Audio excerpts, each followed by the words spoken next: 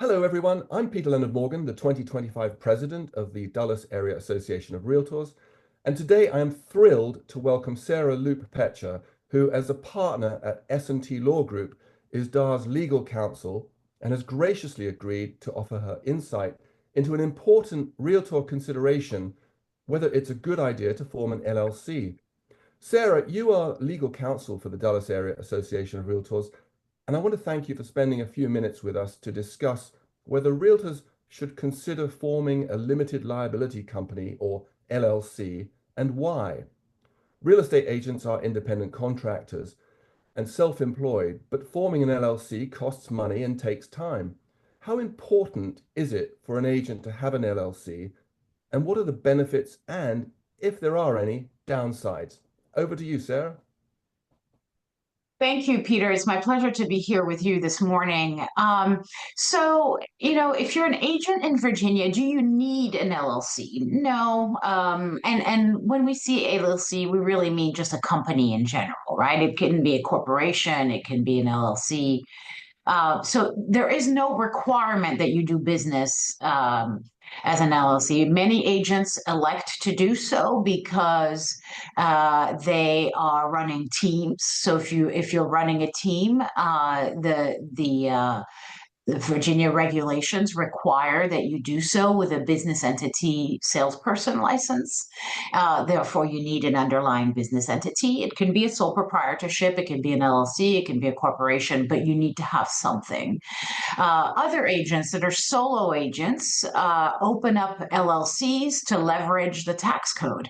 If you have an LLC is a super flexible sort of entity that you can tax as a pass-through, so it would be reflected as your personal income, just like if your brokerage was cutting you a check directly, or you can be taxed as an S corp, and that leverages the tax code in a different way. And so, whether that would be beneficial for you or not is a conversation you should have with your CPA. And the last thing about whether you want and consider to do business as an LLC or another entity is for protection purposes. That adds a buffer between you and the public, so that if, let's say, Peter, you represent me and you do something terrible and I decide to sue you, which I would never do, but I would decide to sue you if you did business through an LLC, and a judgment was entered against you because you were found liable for whatever horrible thing you did, then the only assets that could be attached as part of that judgment are the assets of the LLC. They couldn't go behind and go to your personal assets. There's some exceptions to that rule, but in general, that's the concept. That's fascinating, and it makes me think about the idea of commingling funds. Really, I suppose one should use just funds for the business in the LLC account. That's very important. A lot of people open up these LLCs to comply with Virginia rules for teams, by way of example, and then they never use the LLC as a business. They never funnel the money that their commission don't get paid through the LLC. They don't run expenses through the LLC, and so if you do that, there's a more likelihood that the judge will disregard the entity and decide, well, you're not really using it as an entity, so we're going to go behind the entity and go back to your assets. Right. Fascinating. Fascinating. Another question, does an agent with an LLC need a separate bank account? And if so, can he or she use that account for personal expenses, or should that be separate? So I think that's a great idea. What I tell my clients is if you open up an LLC, then you really should use the LLC as a business, right? You should open up a separate bank account. You should get an EIN number for the entity and not use your own social security number. There's a slew of reasons for that, privacy being a very important one. And just run it as a business. Business expenses go out of the business account. Personal expenses go out of the personal account. Business income goes into the business account. You know, and so you just run it like you run a business with a separate ledger. QuickBooks gives you very easy online access to run your business. And I would strongly suggest that if you have an LLC and you want the protections, you want to really use your LLC, then you have to treat it as a separate entity from yourself, including banking. That's great advice. And yes, I actually use QuickBooks self-employed, and it measures my mileage every time I get in, and I swipe left for personal, swipe right for business, etc. So It's that great. is really handy. And tell us, if an agent wants to form an LLC, what is the easiest way? Do they need an attorney, or are there companies which do this for a fee?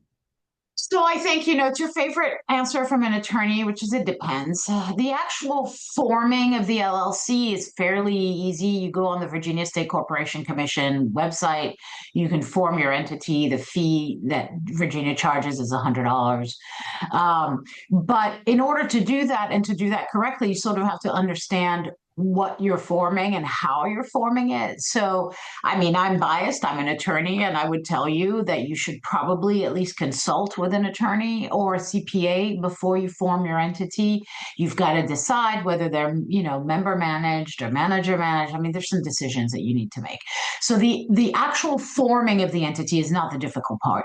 The more complicated part is the operating agreement. The operating agreement is a contract between the members of the entity and the company, and it sort of gives the rules of the road. If it's just you, if Peter, you open a Peter Leonard-Morgan LLC and you're the sole member of the LLC, you don't really need that because it's just you, right? But if there's two of you, let's say, Peter and Ida decide to open up a team, right? And we're calling it the Peter and Ida team. All of a sudden now there's two of you. And just like in any, it's a business marriage, but it is a marriage, and you have to have rules of the road. And so the operating agreement is that document that structures how money gets in, who's responsible for what, how money gets paid out, when they get paid out, what happens if, let's say, sorry, Peter, but Peter gets hit by a bus tomorrow. What happens to the income, and who gets the income? Who gets his membership interest? So all those, are things that you should consult with an attorney. I will tell you, many realtors decide to use LegalZoom or some other platform delivering operating agreement. All I'm going to say to that is you get what you paid for. And oftentimes cleanup is a lot more expensive than the original outlay of cash to get it done correctly upfront. Yeah, that makes sense. That's really great advice. And following on from that, I have an LLC myself, and I was informed that I had to file something called a beneficial ownership interest report, which I actually did last year, but it was a bit confusing. And I wonder if you could explain the importance of this and why it's done. Yeah, it's a great question, Peter. So a few years ago, there was a huge study done about how crime was paid for in this country, and it turns out that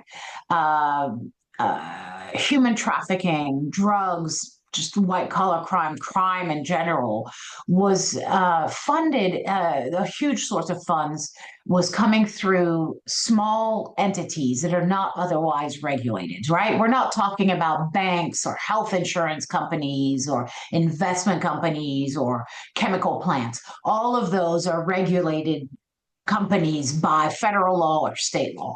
We're talking about mom and pops, small businesses like Peter Leonard-Morgan LLC, right? Or entities that own real estate and manage real estate. All those small entities, and it came out that a staggering amount of money was being laundered through those entities. And so the Treasury Department put together a bill. It was passed by Congress under the first Trump presidency. And it essentially gives the U.S. Treasury Department the power to create a database and require that all entities in Virginia, and all around the United States, any entity that does business in the United States has to register what's called their beneficial owners, right? So in your example, Peter, it would be you, your information has to be uploaded.